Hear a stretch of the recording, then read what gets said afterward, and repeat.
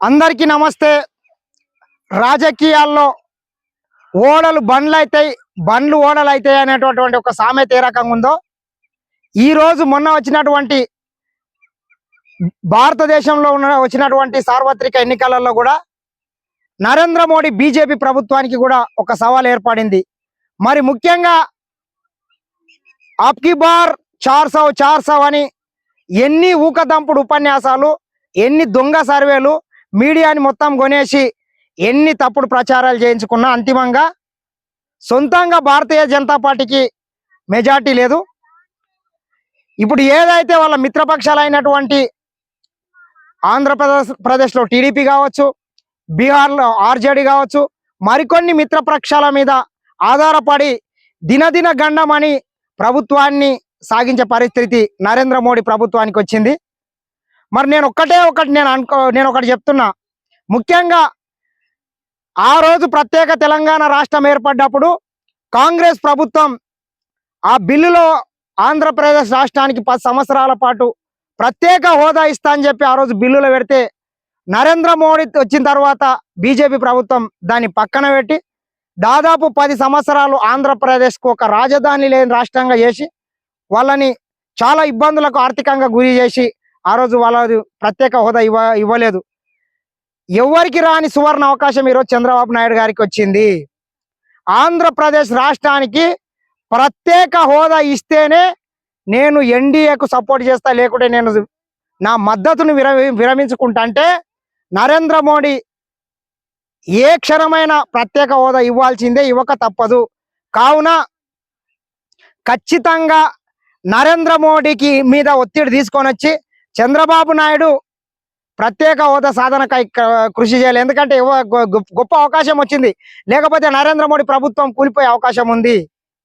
నరేంద్ర మోడీ ప్రత్యేక హోదా ఇవ్వకుంటే ఇక్కడ ఇండియా కూటమి కాంగ్రెస్ పార్టీ రాహుల్ గాంధీ గారు ఆంధ్రప్రదేశ్ రాష్ట్రానికి ఆ రోజు ఏ రకంగా అయితే మనం చెప్పినామో విభజన సమయంలో ఇప్పుడు ప్రత్యేక హోదా ఇవ్వడానికి సిద్ధంగా ఉంది. కావున ఖచ్చితంగా చంద్రబాబు నాయుడు మీకు ఎవరికి రాని అవకాశం వచ్చింది. నరేంద్ర మోడీ మెడలు వంచి అవసరమైతే నీకు మద్దతు ఉపసంహరించుకుంటాని బ్లాక్ మెయిల్ చేసిన ఈరోజు ఆంధ్రప్రదేశ్కు ప్రత్యేక హోదా తీసుకురావడానికి అవకాశం ఉంది. ఏ రకంగా అయితే నరేంద్ర మోడీ మనల్ని ఆ రోజు ఉపయోగించుకున్నాడో, మిమ్మల్ని కావచ్చు ఇంకా మరికొంత మిత్రపక్షాలని, తర్వాత ఆయనకు సంపూర్ణమైన మెజార్టీ రావడంతో విర్రవీగి ప్రత్యేక హోదా ఇవ్వకుండా ఈ దేశ నిధులని మొత్తం వాళ్ళ సొంత జాగిరి అన్నట్లు వాళ్ళ బీజేపీ పాలిత రాష్ట్రాలు, ఆయన సొంత రాష్ట్రము గుజరాత్కి కావచ్చు, యూపీకి కావచ్చు, మరొక రాష్ట్రానికి కావచ్చు, అంబానీ కావచ్చు, అదాని కావచ్చు, ఈ రకంగా దేశ సంపదని మొత్తం గుజరాత్ వాళ్ళకు పంచిపెట్టే ప్రయత్నం చేసిండు. కావున దేశ ప్రజలు నరేంద్ర మోడీ బీజేపీ ప్రభుత్వానికి కర్రు గాల్చి వాత పెట్టిండ్రు. ఈ రోజే రాముని మీద రాజకీయం చేయకుండా, కులాల మధ్యన మతాల మధ్యన కుంపట్లు పెట్టకుండా, హిందూ ముస్లింల మధ్య పంచాదులు పెట్టకుండా ఒక అభివృద్ధి అనే నినాదం మీద కూడా ఎలక్షన్కి వెళ్ళింటే ఈ రోజు దేశంలో నరేంద్ర మోడీ ప్రతిపక్షంలో కూర్చునే అవకాశం ఉండే.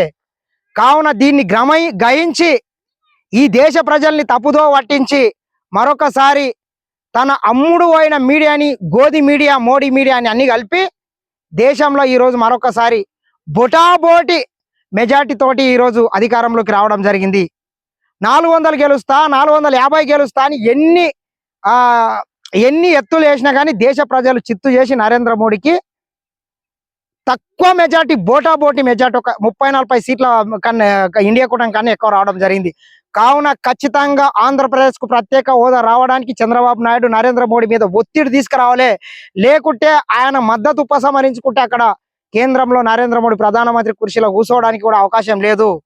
కావున ఖచ్చితంగా ఒక తెలుగు వ్యక్తిగా సాటి తెలుగు ప్రజలకు మేలు జరగాలి. వాళ్ళకు కూడా ఒక రాష్ట్రానికి ప్రత్యేక హోదా వస్తే ఇండస్ట్రీస్ వస్తాయి, వాళ్ళు కూడా రాజధాని నిర్మించుకోవడానికి అవకాశం ఉంటుంది, వాళ్ళు అక్కడ ఏ పరిశ్రమ పెట్టాలన్నా రాయితీలు వస్తాయి. కావున ఖచ్చితంగా ప్రత్యేక హోదా కోసం నరేంద్ర మోడీ ప్రభుత్వం మీద చంద్రబాబు నాయుడు గారు ఒత్తిడి తీసుకొని వచ్చి ప్రత్యేక హోదాని సాధించి తెలుగు ప్రజలకు మేలు జరిగేటట్లు చేయాలని మరొకసారి కోరుకుంటున్నా. కావున సువర్ణ అవకాశం వచ్చింది చంద్రబాబు నాయుడు గారు. దయచేసి మీ రాజకీయ వ్యక్తిగత స్వ ప్రయోజనాల కన్నా తెలుగు ప్రజల ప్రయోజనాల కోసం, ముఖ్యంగా ఆంధ్రప్రదేశ్ ఒక రాజధాని లేని రాష్ట్రంగా ఉండి అప్పుల్లో కొట్టుమిట్టాడుతూ దినదిన గండం మీద ప్రభుత్వం వెళ్ళదీసే ప్రయత్నం ఉంది. అక్కడ ప్రభుత్వ ఉద్యోగాలకు నెల నెల జీతాలు ఇవ్వలేని పరిస్థితుల్లో కూడా ఇక ఉంది. కావున ఖచ్చితంగా ప్రత్యేక హోదాని సాధించి తెలుగు ప్రజలకు మేలు చేయడానికి మీ వంతు కృషి చేయాలి. లేకపోతే నరేంద్ర మోడీ ప్రభుత్వానికి మద్దతు ఉపసంహరించుకోవాలని చంద్రబాబు నాయుడు గారిని కోరడం జరుగుతుంది. ధన్యవాదాలు.